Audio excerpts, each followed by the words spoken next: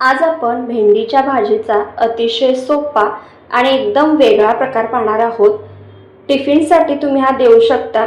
30 भाजी खाऊन कंटाळा असाल तर काहीतरी वेगळी पद्धत नक्की ट्राय करून पहा।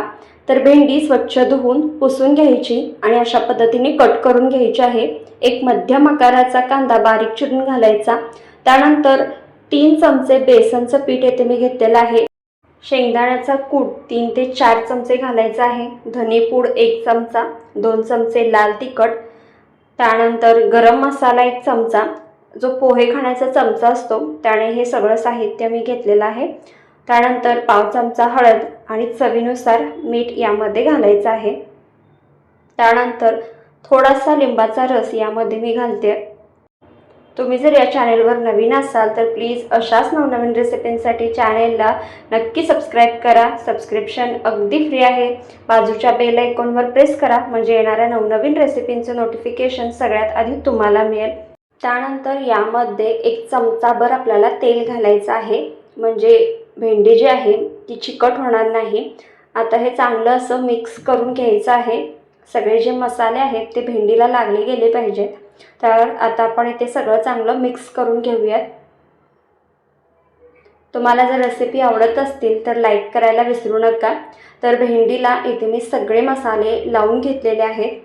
तर आता काय करायचं, एका कढईमध्ये 2 मोठे चमचे ते मी तेल घेतलेलं आहे। यामध्येच पाव चमचा मोहरी घालायची आहे। मोहरी चांगली अशी तडतडू द्यायची। त्यानंतर जिरे पाव चमचा घालायचा आहे। हिंग पाव चमचा घालायचा आणि जे आपण मसाला लावून घेतलेली भेंडी आहे ती यामध्ये घालायची आहे। आणि आता आपल्याला या तेलावर ही भेंडी चांगली अशी परतून घ्यायची आहे। आता फक्त आपल्याला भेंडी तेलावर परतून घ्यायची आहे। कुठेही भेंडी चिकट होत नाही। छान आणि एकदम वेगळ्या पद्धतीची मसाला भेंडी आपली इथे हे तयार होते। तर गॅसची फ्लेम हाय ठेवायची आहे सुरुवातीला आणि 2 मिनिटं हाय फ्लेमवर एकसारखं हलवत आपल्याला ही भेंडीची भाजी जी आहे ती भाजून घ्यायची आहे भेंडी। तर म्हणजे मसाले आपले करपणार नाहीत त्यामुळे एकसारखं हलवत राहायचं आहे।